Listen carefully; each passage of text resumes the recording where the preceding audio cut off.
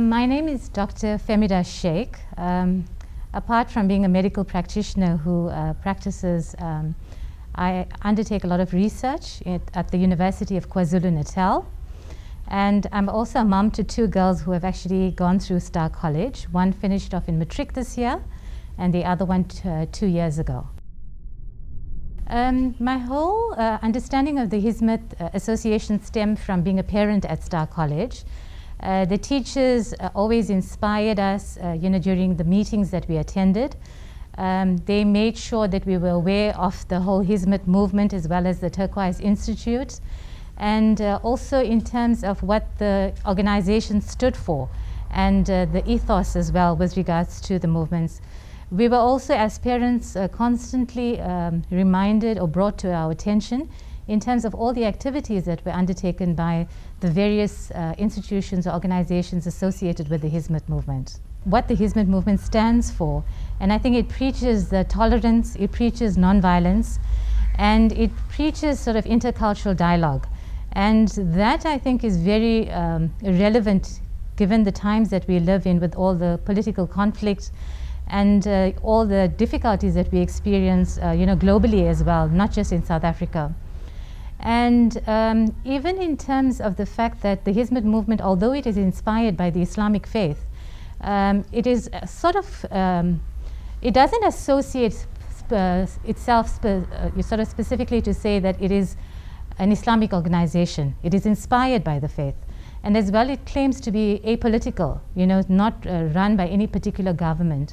And it also allows for various cultural groups, various organizations, to join the movement and to volunteer at any particular position of faith. And I think that's the great thing about the movement. And I think, especially being a Muslim myself from the Islamic faith, we've always believed that the best way to portray our religion is by our actions. And I think that's something the Hizmet movement portrays extremely well. It inspires people to see what Islam is about by the actions of the movement. The Hizmet movement, their massive contribution to the education sector is something that we were personally involved with the girls both being at Star College. We became aware of the institution also funding a lot of underprivileged children and giving them the opportunity to study in a private institution with world-class sort of education. During this time as well, the parents as well as the children within the institution were made aware of the various charitable schemes that were run by the Hizmet movement. And this would include things like the charity drives, wanting to assist the poorer population, collecting food hampers, and any particular crisis that South Africa, we experienced during that time. The Hizmet movement, brought to our attention, rallied around these sort of crises and made sure that we assisted in whatever way possible. So it was during these times that we were aware of the various the roles played by the movement. So definitely in terms of South African history and given our apartheid background, there was a huge discrepancy within our education system. There was, it's known with the disadvantaged society not having access to proper education as well as educational facilities.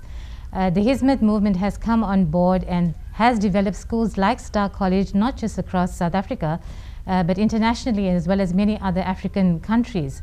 And what they have actually allowed is the opportunity for underprivileged children to have access to quality education as well as quality facilities.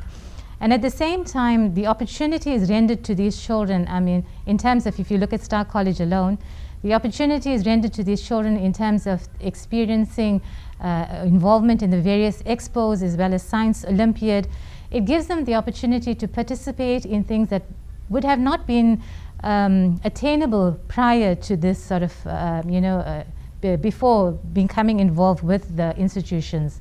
And it also empowers, I think especially for me, it's important that we empower, the female students and female learners as well.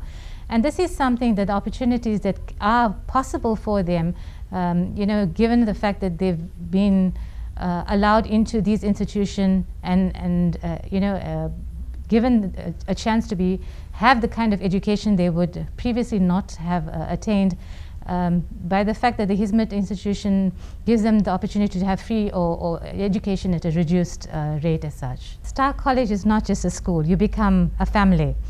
And I think for me, what was very different from our association with every other school was the warmth that was displayed by the teachers from the very moment that the girls entered the school. And this extended not just to the students, but it was an invitation to families to unite and become part of the Star College family. And it was simple things like, inviting the children over, to participate in the various activities as well as religious celebrations, inviting the parents over, for various dinners as well as dialogues or various activities. And I think that's the difference with Star College. It is a family, and the teachers are always approachable. In fact, the principal as well as many of the teachers have an open door policy.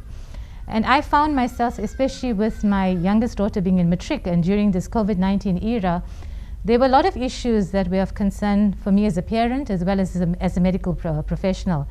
And what was very humbling as well was the fact that the school took into consideration or would ask advice in terms of medical advice in terms of what would make the school safe for the learners. And I got involved with the school to make sure that it was a COVID-19 safe environment. And at the same time, as a parent, it was reassuring knowing that my child was safe if she opted to come into school. The availability of the online platform as well was absolutely amazing because it made sure that our kids did not miss out on schooling or lag behind in terms of the education that they needed to have. Even the teachers themselves have a very open policy with the children, so they have them on the WhatsApp groups.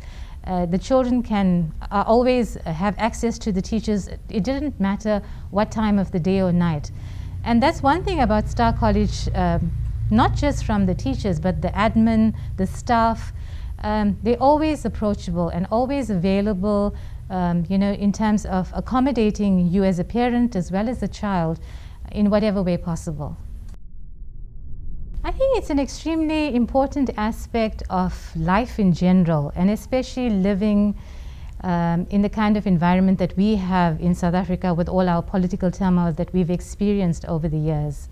I think the idea of having interfaith dialogue allows us to learn more about each religious groups, and it allows us to understand the viewpoints of every religious groups.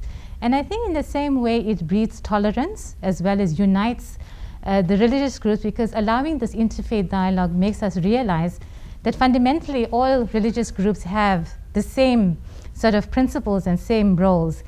And it also allows us to stand together as one body, irrespective of religion, to voice our opinion on things that matter to us. What we have experienced, and we are very aware of the persecution of a lot of the families that belong to, in terms of the families of many of the staff here at Star College. And it is something that, unfortunately, it is only something on a very personal level that I don't think we could possibly understand what they would have experienced not being able to return to their home countries. We were aware of many of the teachers whose family members were imprisoned as well. And we were very inspired that irrespective of the turmoil or the personal turmoil that these teachers were experiencing, it didn't stop them from continuing to be committed to their primary objective, which was the education of our children.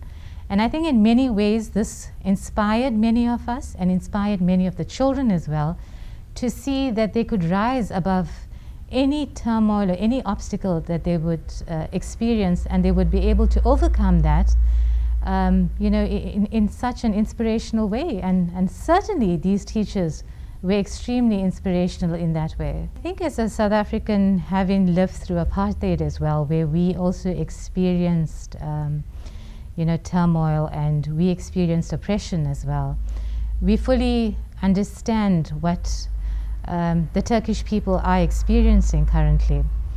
And for us, it's that if they continue to uphold their beliefs and their morals and their values, victory will prevail and they will be able to rise above all of this.